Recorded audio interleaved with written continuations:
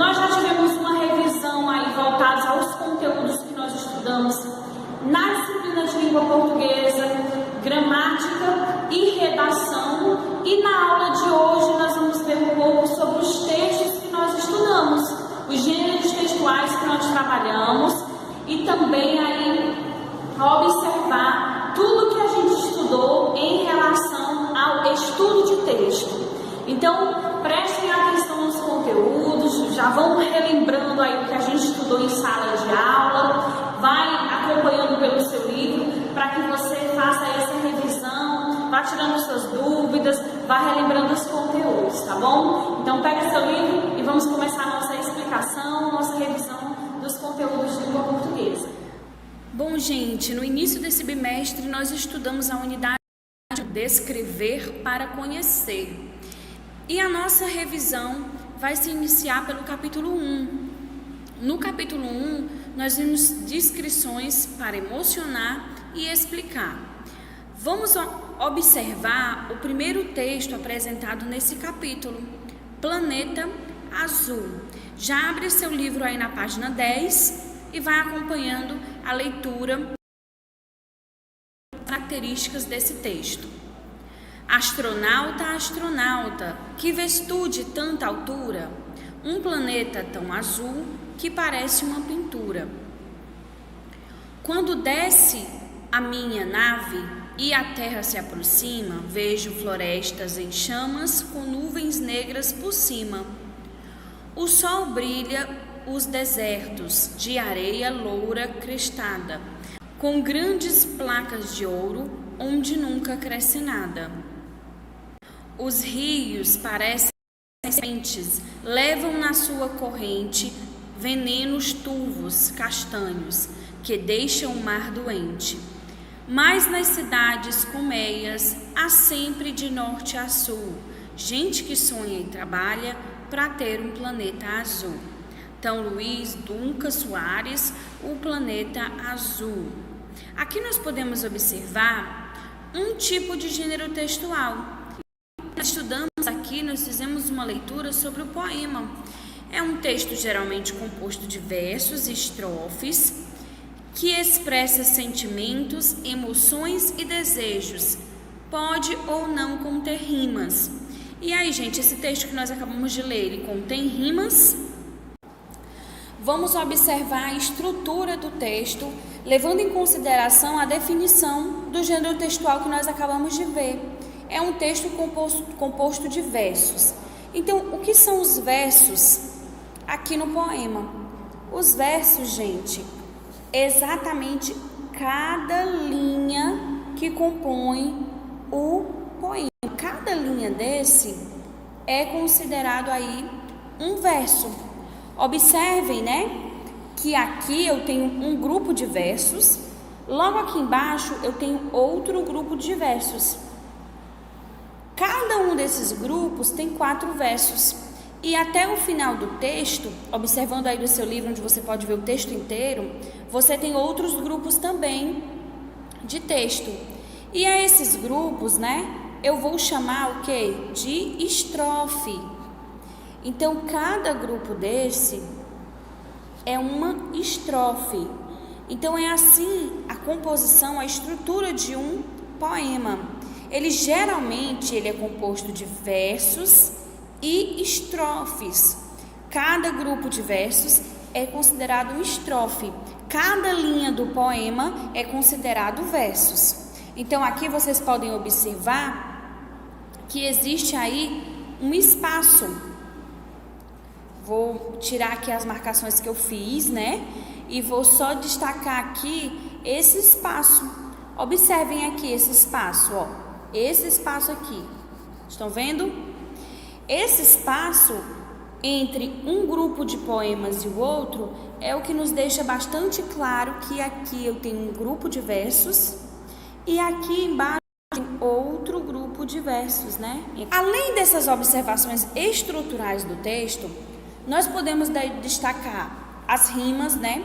Se a gente observar o segundo verso e o quarto verso de cada uma dessas estrofes, eles rimam. Altura com pintura, aproxima com cima, crestada com nada, corrente e doente, sul e azul. Observe que essas palavras elas têm terminações semelhantes, com sons praticamente iguais, né? A pronúncia, a fonema, no final elas são iguais. E quando essas palavras terminam com sons iguais, a gente diz que são as rimas, né? Então rimar nada mais é do que isso, terminar aí as frases com palavras com o mesmo som, com sons semelhantes. Mais uma característica que a gente pode observar é que ele retrata o planeta, né?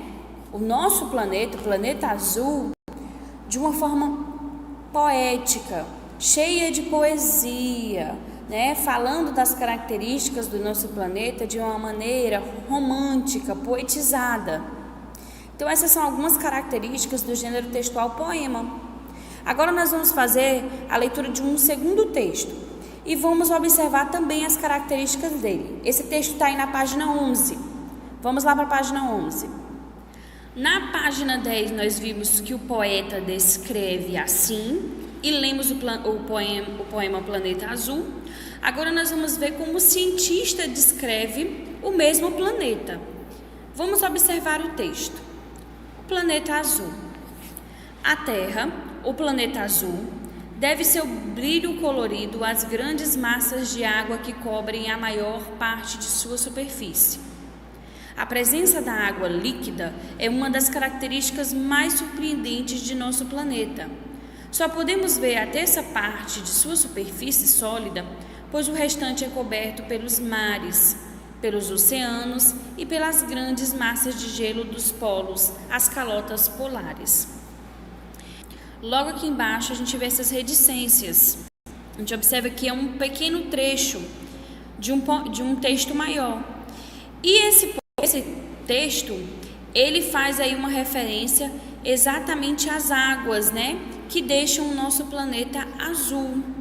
O mesmo tema foi relacionado no poema Planeta Azul. Então a gente pode observar que os dois textos fazem uma descrição, tem como tema o nosso planeta azul. Porém, os dois têm linguagens muito distintas, muito diferentes entre eles.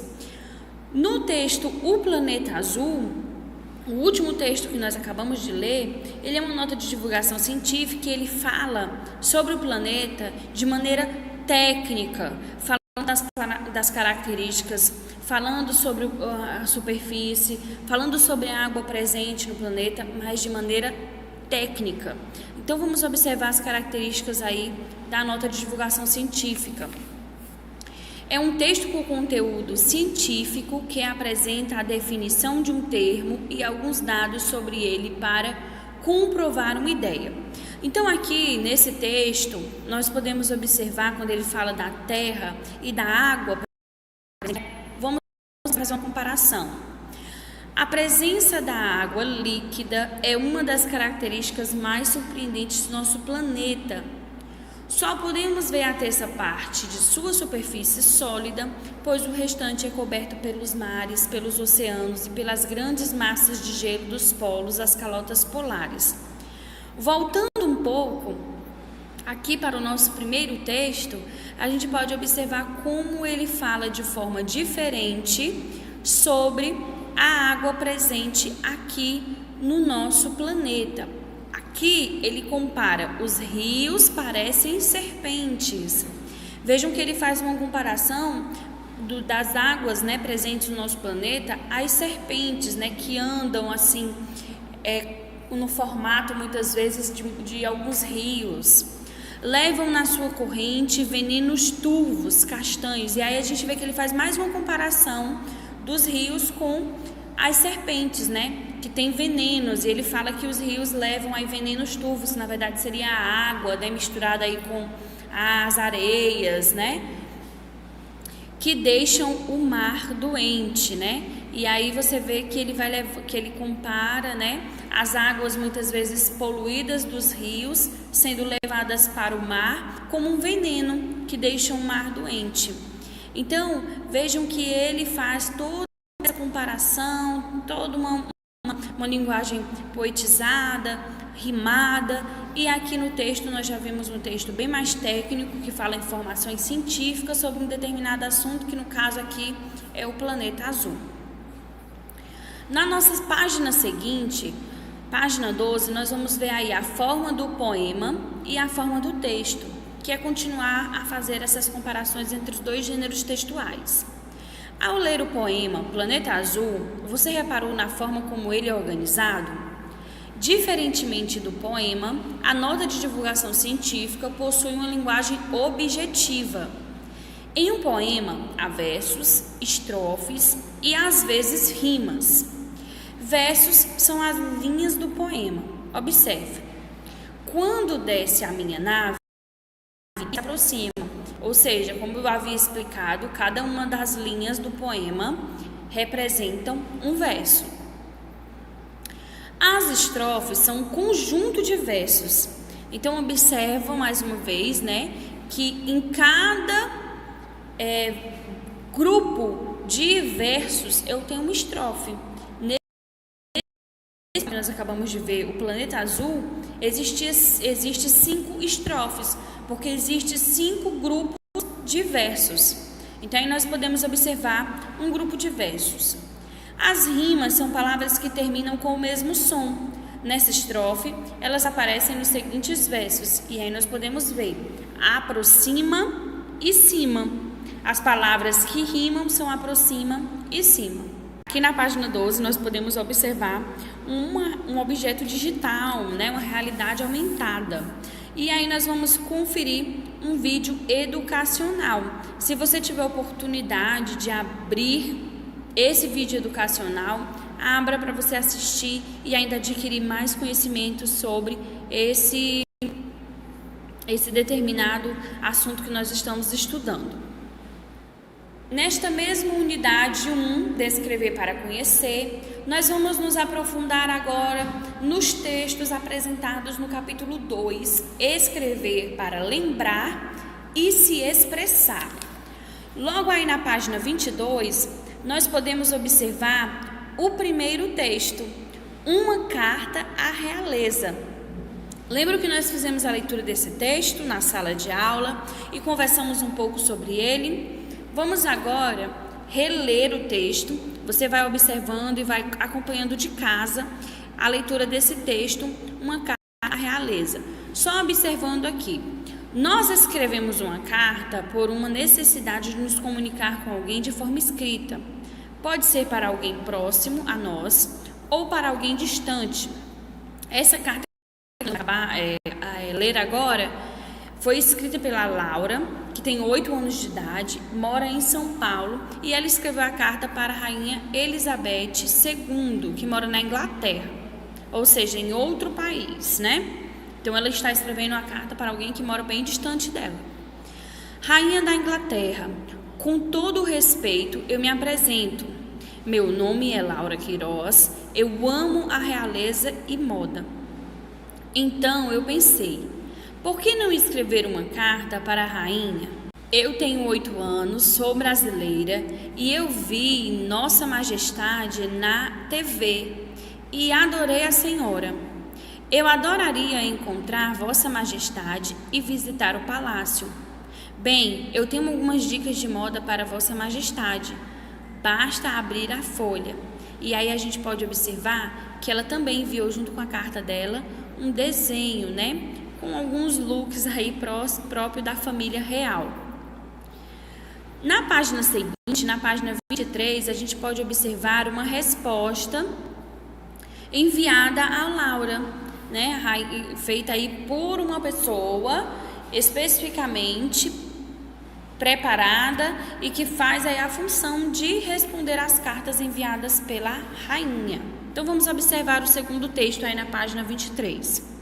Querida Laura, a rainha pediu-me que escrevesse para agradecer por sua carta e pelos lindos desenhos de moda que você anexou.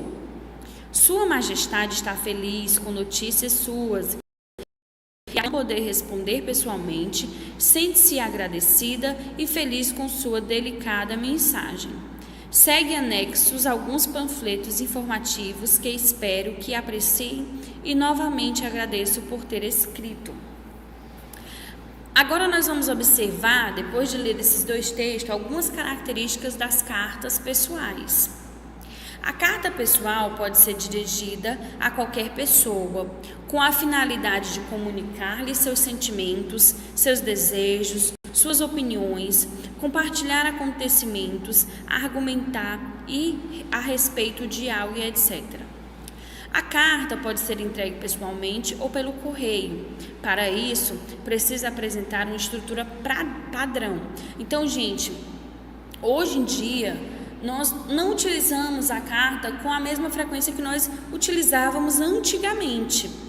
Mas, para escrevermos uma carta e enviá-la pelo correio, é necessário que essas informações estejam presentes exatamente para que possam identificar de onde a carta vem e para onde a carta está sendo mandada.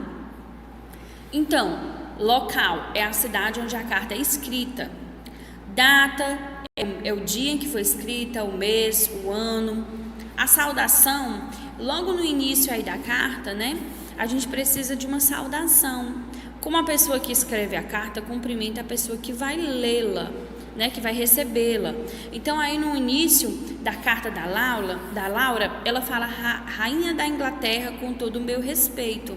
Já na carta de resposta para ela, fala querida Laura. Então, aí são dois exemplos de como começar a carta aí com a saudação. Depois vem o assunto a que a carta se refere, contar as novidades, as opiniões, e aí a gente vê todo o decorrer do texto. E por último, a mensagem de despedida, o nome do remetente, que é o nome da pessoa que está escrevendo. E aqui nós podemos observar os envelopes, né? Quando a gente vai colocar uma carta no correio, a gente coloca eles em envelopes. E no verso do envelope tem o remetente, o nome da pessoa que envia a carta e toda a informação ali que eu tinha falado para vocês.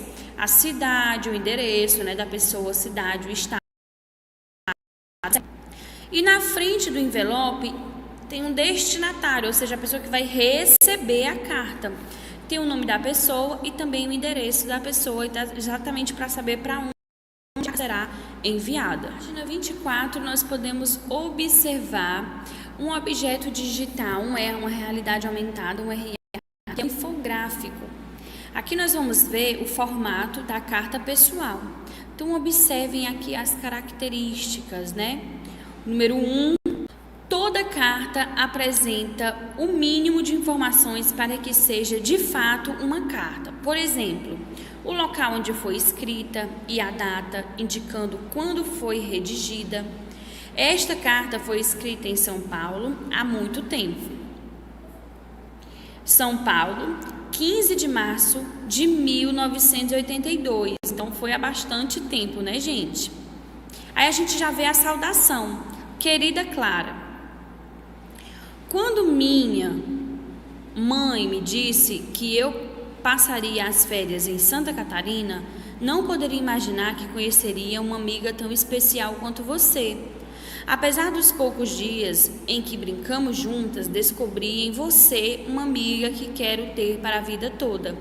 Espero que logo possa me visitar aqui no Sudeste. Um beijo de sua amiga Júlia. Vamos às características. Quem escreve uma carta, escreve para outro alguém, não é verdade? Por isso, toda carta deve apresentar um destinatário, ou seja, o nome da pessoa a quem se destina. Neste caso, quem recebe a carta é a Clara, ou melhor, a querida Clara. Então, a querida Clara, no caso, já é a saudação. Vamos ver aqui o número 3. Outra parte fundamental da carta é o seu texto. Este espaço é reservado para o conteúdo da carta, que pode ser uma novidade, as últimas notícias, um tanto de saudade e etc. O que a Clara está lendo nesta carta? Então, o que a Clara está lendo, né, é a experiência e a felicidade da Júlia em conhecê-la, em ter ela como amiga e também o desejo que ela tem de que a Clara possa ir visitá-la. Aqui no número 4, Quando vamos nos despedir de alguém em uma carta, escolhemos uma saudação. Pode muito bem ser um beijo, um abraço ou um até logo. O que você escolheria? Então, depende de para quem a gente vai escrever a carta, né, gente? A gente pode escolher aí dar um beijo, dar um abraço, um até logo, um até mais. E por fim, a assinatura, que é muito importante. Assinamos o nosso nome em uma carta para que a pessoa que a recebeu saiba quem a escreveu. Logo na nossa página seguinte, gente, a nossa página 25, nós vamos ver um outro gênero textual. Nós também trabalhamos muito ele em sala, vimos vídeos, né, relacionados a esse assunto.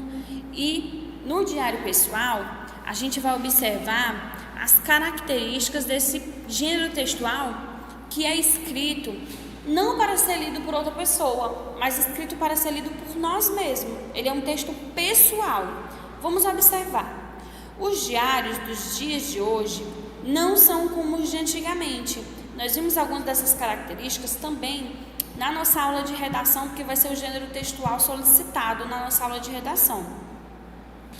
Então, atualmente é comum encontrar relato das experiências do dia a dia em sites da internet, como blogs e redes sociais, mas nem sempre foi assim. O mesmo acontece com as cartas, né, gente? Hoje em dia, dificilmente a gente manda uma carta escrita num papel. A gente geralmente manda uma mensagem por algum aplicativo, manda um e-mail, mas é importante que a gente conheça as estruturas desses gêneros textuais. Então vamos observar. O texto a seguir é uma página do diário de Anne Frank, uma garota que estava escondida junto com sua família durante a Segunda Guerra Mundial e que nesse tempo escrevia todos os dias nas páginas do seu diário. Então vamos ver as características do diário. O diário, assim como as cartas que vimos, é pessoal, mas não é escrito para alguém. Nele colocam-se apenas anotações pessoais, pois é um caderno em que são feitas anotações diárias sobre ideias, sonhos, desejos, opiniões, sentimentos, acontecimentos e fatos do dia a dia. E aí nós podemos ver as características desse gênero textual: páginas datadas, relatos reais, textos curtos ou longos, texto informativo, assinado ou não. Passando aí algumas folhas do nosso capítulo, nós vamos para a página 29. E na página 29 nós vamos ver mais um gênero textual, a mensagem digital. Como eu falei para vocês, né? Hoje em dia, cada vez mais, esses meios tecnológicos estão sendo usados na comunicação. Sobre os meios, as formas de se comunicar através da mensagem digital. Aqui nós vamos ver a definição do texto. Assim como as cartas pessoais, as mensagens digitais que pertencem às redes de conversas pessoais também são textos do dia a dia para a nossa comunicação com as pessoas. As mensagens podem ser escritas, orais, visuais e etc. Aqui nós estamos vendo a tela de um celular. Nós utilizamos ultimamente, bastante um aplicativo de mensagens para que a gente possa estar nos comunicando aí, trocando algumas informações. Eu estou recebendo as atividades de vocês através desses aplicativos. Então, aqui nós podemos ver um exemplo de uma conversa digital, uma mensagem digital. Bom dia, e a pessoa que respondeu, as pessoas que recebeu responde, Bom dia, quanto tempo que não nos falamos? Pois é, tenho algo para te falar. E aí a pessoa usa um recurso presente nesses aplicativos de mensagem, que é o áudio, onde a pessoa vai poder estar falando. Ah, fala sério que ela te falou isso. E aí ele coloca uma carinha zangada, uma carinha vermelha aí, com uma expressão bem zangada. Vamos observar. Também chamados de emojis, são símbolos que representam emoções humanas com desenhos de carinhas, além de animais da natureza, alimentos e bebidas, objetos, dentre outros símbolos nas redes e nos ambientes digitais. Como nós estudamos aqui na nossa sala, nós vimos vídeos, né, de como essas carinhas surgiram, de uma necessidade das pessoas de expressar sentimentos, emoções nas mensagens, nos textos digitais, que muitas vezes é muito seco. A gente escreve uma mensagem e muitas vezes, quando a pessoa lê aquela mensagem, ela não consegue captar, através da leitura apenas da mensagem digital, o que realmente nós queremos dizer. Então essas carinhas de susto, de felicidade, de tristeza, de espanto, elas nos ajudam a nos comunicar nas mensagens digitais. Continuando aí na página 30, você percebeu que a conversa vista anteriormente é entre pessoas que se conhecem.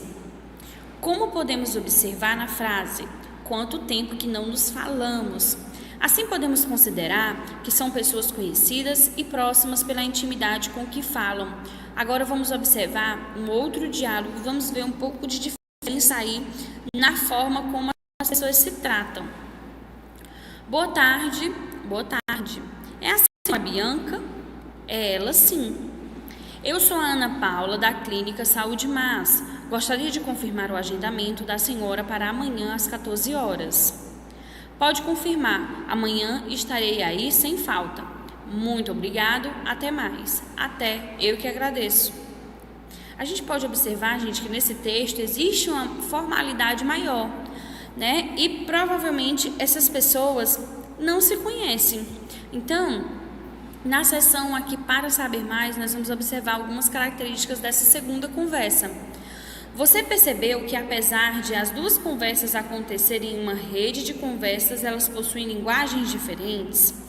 A primeira situação é uma situação informal entre duas pessoas bastante próximas. A segunda é uma mensagem de uma funcionária de uma clínica confirmando o agendamento de uma consulta.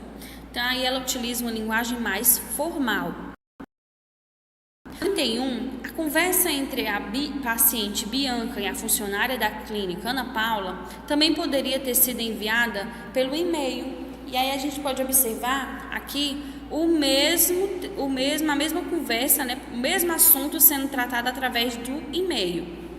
Boa tarde, senhora Bianca. Eu sou a Ana Paula da Clínica Saúde Mas. Gostaria de confirmar o agendamento da senhora para amanhã às 14 horas. Fico no aguardo, atenciosamente, Ana Paula, Clínica Saúde Mas. E aqui nós podemos ver aqui em cima, né, no texto, logo aqui no início, de Ana Paula para Bianca.